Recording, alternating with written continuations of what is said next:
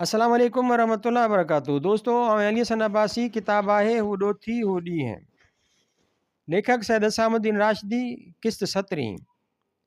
सिंध में औरत लाइ ऐब हो त उहो काफ़ी या ॾोहीड़ो चवे, ताम लिक चोरी केतिरनि कलाम जोड़िया जिन मां उन ज़माने में चंद मशहूर बि थिया।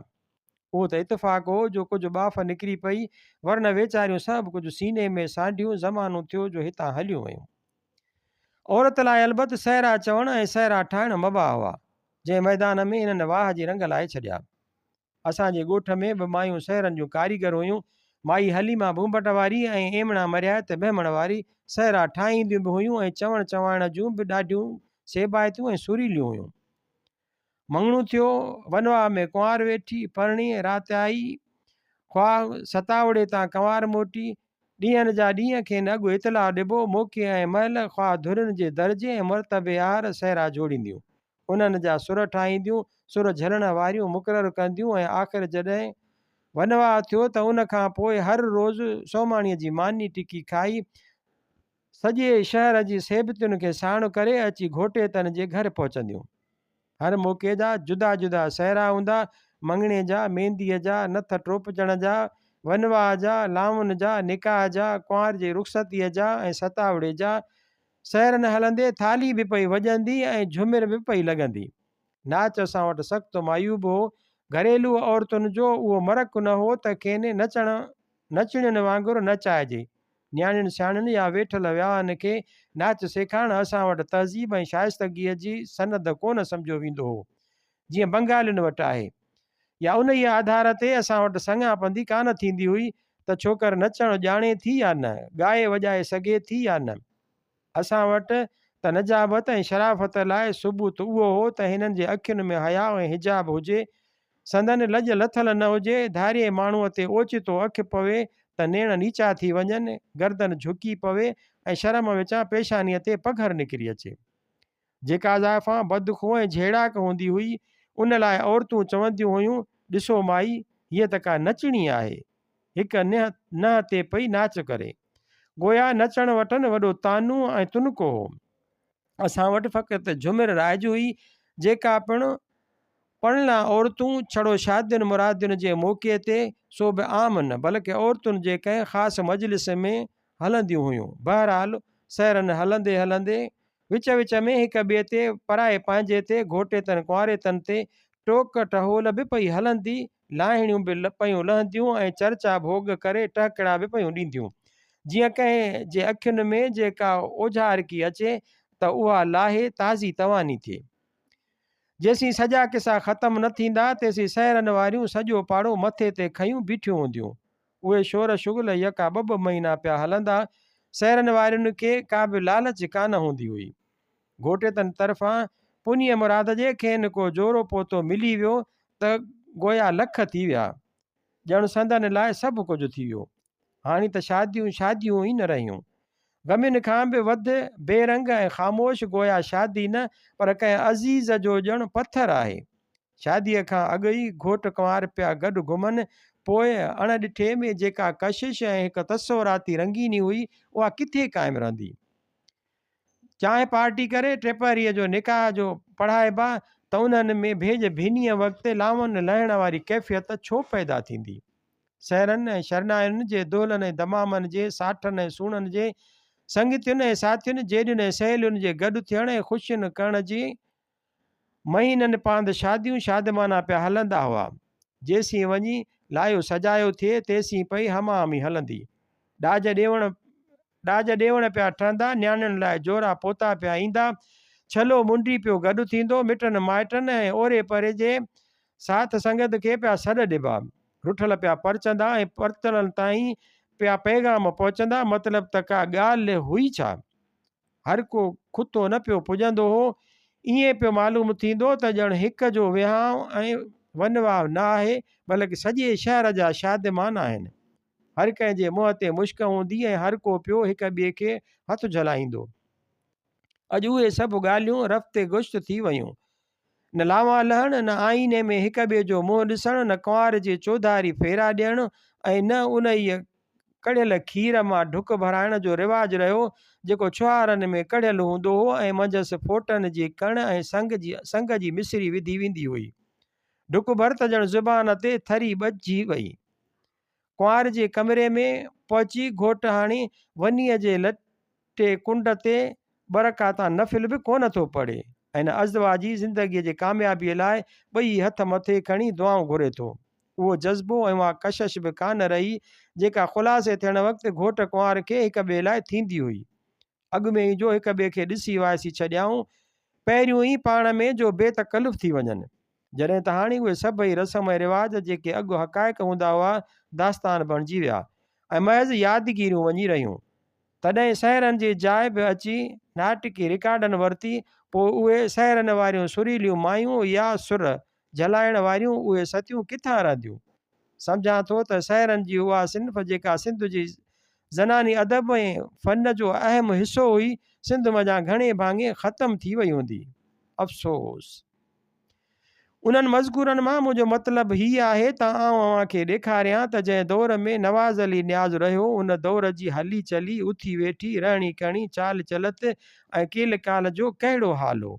ऐं ॿियो हीउ ॾेखारियां त असांजे अदब शहरनि जी महदूद फ़िज़ा में न बल्कि ॿहिराड़ीअ जे वसीअ इलाइक़नि में परवरिश हासिलु कई आहे।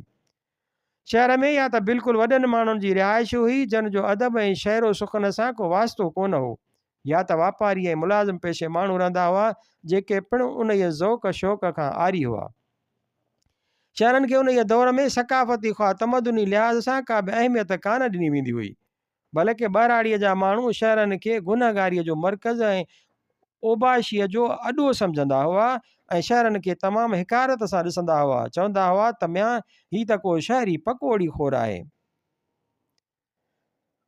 ऐं चवंदा हुआ म्या हीअ त को शहरी पकोड़े खोर आहे। शहर जे नौजवाननि वांगुरु सींध कढी मथो उघाड़ो करे हलणु शुद्धपण सम्झो वेंदो हो। शहर जी बूदोबाश रिहाइश ऐं उथी वेठी खेनि असुलु कान वणंदी हुई। ॿहिराड़ीअ वारा हमेशह पाण खे हर लिहाज़ सां किरदार ख़्वाह गुफ़्तार में सचो ऐं सूरियो सम्झंदा हुआ। शहरनि वारनि खे ॿटाकी, सफला मिज़ाज ऐं बुज़दिल भाईंदा हुआ। शहरनि में रही जन अदबी ख़िदमतूं कयूं या जन गज़ल गोयूं कयूं, से बि असुलु त 75% ॿहिराड़ीअ जा हुआ ऐं कंहिं सहज सांगे सां अची शहर जा रहवासी थिया हुआ। पर जीअं देरि पई तीअं मथनि शहरी फ़िज़ा जो असरु पुख़्तो थींदो वियो, तांजो हू पंहिंजूं असुलूकियूं आदतूं ऐं ख़सलतूं विञाए वेही रहिया। संदन ज़ुबान साफ़ न रही, बल्कि उन ते धारियुनि ॿोलियुनि जो रव चढ़ी वियो। संदन ख़्यालनि में उहा फितरी रंगीनी कान रही, न उन्हनि में परवाज़ रहियो ऐं न परवाज़ में बुलंदी रही। मसनूई ख़्याल, गैर फितरी तशबीहूं ऐं आरेतन वरतल अल्फाज़ संदन ज़हन ऐं अकुल ते ग़ालिब पइजी विया। हिननि जॾहिं शहरी रंग में रंगजी गज़ल गोई शुरू कई, तॾहिं संदन हाल बि उहो ई थियो जेको उन कांव जो थियो हो जंहिं हंस जी चाल हली पंहिंजी रफ़्तार बि विञाए छॾी हुई। दर हक़ीक़त सिंध जी हक़ीक़ी शाइरी या असांजी मादरी ॿोलीअ दहकाननि जे वस्तियुनि खां वसियुनि में, ॻोठनि ख़्वाह ॻोठाणनि ओताकुनि में, उन्हनि जे कुशादनि अंगणनि ऐं वसी मैदाननि में, ॻोठ जे वणनि हेठि, उन्हनि जे थधियुनि छांवनि मंझि, रातियुनि जे ऊंदाहियुनि ख़्वाह चांड्रोकियुनि में, सावण जे लूहनि ख़्वाह लुकनि ऐं सियारे जे ॼरुनि ऐं ॼाऊ पारनि में, चेट जे मौसम ख़्वाह सरव जे मिठुनि मुदुनि में, ॿहिराड़ीअ जे ॿेलनि ख़्वाह बयाबाननि में, थरनि ख़्वाह बरनि में, झंड जे पासे में, ॾुध जे चाॾीअ वटि, खूह जे नेसर वटि, जूअर जे पोखुनि में, पेहे ते चढ़ी खांभाणीअ सां झार हकिरण वक़्तु, नववरननि जे सेंध सुर में करण वक़्तु, या ओरण महल शादियुनि ऐं सुखाउनि में सहरनि ऐं लाॾनि ॻाइण वक़्तु जनम वरितो ऐं परवरिश पाती। शहरनि जूं मजलिसूं ऐं महफ़िलूं अदबी हुजनि ख़ा गैर अदबी, मुशाइरा हुजनि या मुनाज़रा, उन्हनि सिंध जे सचे पचे मुस्तहकम ऐं पाइदार अदब खे पैदा कोन कयो। शहर वारनि जूं सभई ॻाल्हियूं रांदि हुयूं, संदन मुशाइरा ऐं मजलिसूं महज़ बाज़ीगिरी हुई। गोया गैर सिंधी शाइरीअ में फ़क़ति गैर सिंधी लफ़्ज़नि, मुहावरनि, तशबीहुनि ऐं इस्तारनि जी भरमार, अदब में उन्हनि जेका कोॾर हईं सा इजा उहा जो असांजे ज़ुबान जो हसब नसब विञाए उन में के ई कत विझी छॾियाऊं, पर उन में जेकॾहिं ॾिसबो त हिननि जो बि क़ुसूरु कोन नज़र ईंदो। ख़ुदा जूं सभई नाज़िल कयल नेमतूं ऐं अता कयल इनायतूं ॻोठाणनि खे नसीब हुयूं। ख़ुदा जी कुदरत ऐं काइनात ते दहकानियुनि जो कब्ज़ो हो। चिटियुनि चांड्रोकियुनि ते, चोॾींहं जे चंड ते, आसमान ते, सितारनि जे बाग़ ऐं बुस्तान ते, कतियुनि ऐं टेड़ुनि जे महफ़िल ते, बाख फुटीअ जे मिठीअ तंवार ते ऐं ॾखिण जी थधीअ हीर ते, उतर जी तुंद ऐं तेज़ हवा ते, ओभर जी वाऊंदे ऐं ओलह जे वाव ते, चालीहे जे लुकुनि ते ऐं बरसाति जी बहारीअ ऐं बारिश जे बूंदुनि ते, ककरनि जे कारूंभार ते ऐं विॼुनि जे विॼकार ते, सरियां जे फिके फूलार ते ऐं उन जी गुलज़ारीअ ते, ठेंग टपा ॾींदड़ सुहिणनि नादिर ऐं नफ़ीस पोपटनि ते, भिंभोरियुनि ऐं भंवरनि ते, रस चूसींदड़ माखीअ जे मखियुनि ऐं मखनि ते, झंगझर जबल ऐं थर ते, कुदरती बहारी ऐं गुलज़ारीअ ते, सेहतमंद ग़िज़ाउनि ते ऐं साफ़ शफ़ाफ़ दरियाहनि मां धोतल हवा ते, अलगरज़ समूरीअ काइनात ते ऐं काइनात जे हर लतीफ़ ऐं हक़ीक़ी हुस्न ते हुकूमत हर काहींदड़ कुड़मियुनि ऐं कामियुनि जी हुई। तंहिं करे शहर जी महदूद हल्के में रही गफ़ूनत आमेज़ ऐं ग़िलाज़त में भरियल आबो हवा में जीअंदड़ ऐं साह खणंदड़ अदीबनि ऐं शाइरनि खे छा ख़बर त सिंध ते सिंध जे परवरदिगार जूं कहिड़ियूं कहिड़ियूं नेमतूं नाज़िल आहिनि, जिन मां हू बि पंहिंजे नसर लाइ, पंहिंजी शाइरीअ लाइ हर क़िस्म जो मवाद कठो करे सघनि था। हीर तंवार ऐं हवा ॾखिण ऐं उतर, ओलह ऐं ओभर असां वटि बि आहिनि। पोइ ॿियनि जे दीवाननि मां बादे सबा जो नालो छो पिया चोराइनि? ईरानी ज़हन जे ख़लकियल बादे सबा खे सिंध में केरु सम्झी सघंदो? काम ग़रीब ते शहरनि जे हमाहमीअ में रहंदड़ ग़ज़ल गोयनि जी किथे नज़र पवंदी जो हू खेसि न्यापा ॾियण ऐं पैगाम पहुचाइण में खांसि मदद वठनि। हिननि त फ़ारसीअ में या उर्दूअ में कासिद खे महबूब ॾे वेंदे ॾिठो, झटि खणी उन जे दामन पकड़ियाऊं। कतियुनि टेड़ुनि ताईं संदन तख़यल छो वञे, जॾहिं त बिजलियुनि जे रोशनीअ में हिननि जे नूर विञायल नेणनि उन्हनि जी कॾहिं ज़ियारत ई कान कई। डालडा गिह खाईंदड़नि खे मखण किथे मिले जो हू माशूक खे उन सां तशबीह ॾेई सघनि। खीर हिननि खाधो ई कोन त हू ॾंदनि जी सफ़ेदीअ जो उन सां मुक़ाबिलो कीअं कंदा। उहो ई सबबु आहे जो जॾहिं शहर जे शाइरनि शहर चवणु शुरू कयो त हिननि काफ़ी ऐं काफ़ीअ जी ज़ुबान ते कुदरत ऐं कब्ज़ो कोन ॾिठो। तंहिं करे यकदमि खणी ग़ज़ल जी दामन झलियाऊं ऐं शाइरी कंदे उर्दू दीवाननि मञा फ़ारसीअ जूं ग़ैर मारूफ़ ऐं अजीबो ग़रीब तरकीबूं ऐं तशबीहूं खणी पंहिंजे रेशम में बाफ़्ते जे चती टुंबे वेठा। जन काफ़ियूं ऐं ॾोहीड़ा ठाहिया, उन्हनि जे अॻियां कुदरत जे वसी काइनात हदे नज़र खां बि अॻिते ताईं खुली पई हुई, जंहिंजे ज़रे पुर्ज़े मां हिननि नतीजा कढिया ऐं उन्हनि मां फ़ाइदो वरिताऊं। पंहिंजे कलाम खे हिननि उन्हनि तशबीहुनि सां संवारियो जेके हर हिक जूं ॾिठल वाठल हुयूं ऐं उन्हनि जी नज़ाकत ऐं सुहिणाईअ जो सभु को ॼाणू हो। तंहिं करे हर कंहिंखे कलाम ॿुधंदे लज़त पे आई, रूह जी रीझ पे थी ऐं दिलि खे राहत थिए रसी।